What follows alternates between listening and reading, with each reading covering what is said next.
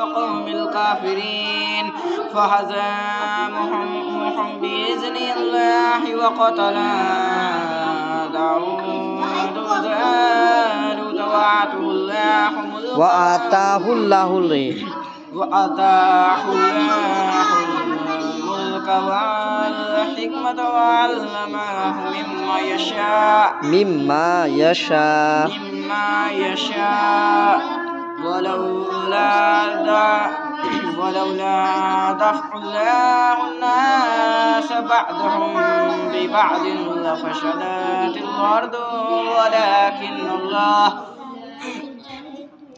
ولكن الله ذو فضل على العالمين.